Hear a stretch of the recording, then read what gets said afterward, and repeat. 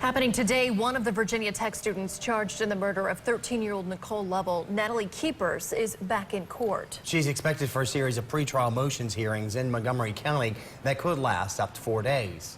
WSLS 10's Aaron Brookshire joining us live outside the courthouse this morning with what we can expect. So, Aaron, is this hearing expected to set the stage for what's to come in this case? Yeah, it definitely is. It's been nearly a year since 13-year-old Nicole Lovell was killed, and today and this week's hearing is going to give us a preview of what we can expect when Natalie Keepers goes on trial in late March. Now, this case all started nearly a year ago, as we mentioned, when Nicole was last seen at her home on Lantern Ridge Apartments in Blacksburg on January 27th. Virginia State Police issued an endangered child alert, and law enforcement, the FBI, and members of the Virginia Tech Corps of Cadets looked for her on land and by air for 4 days.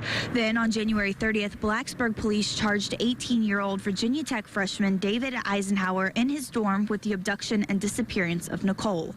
Later that afternoon, state police found Nicole's remains 80 miles away in Surry County, North Carolina. They were located in a wooded area off of Route 89 in Low Gap, just over the Virginia border. Eisenhower was then charged with first-degree murder.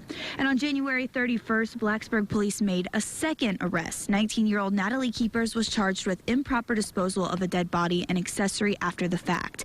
Now, both Eisenhower and Keepers are currently being held at the Western Virginia Regional Jail, and this week's motions hearing is expected to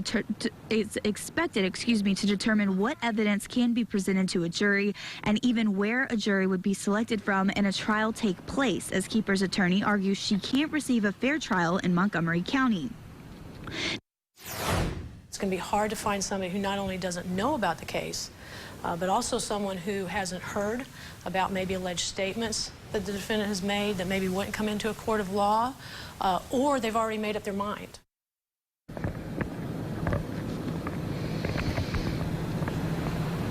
Now, these are all items that will be discussed and decided on in court over the next few days, and we will, of course, keep you updated on that. In Montgomery County, I'm Aaron Brookshire, WSLS 10.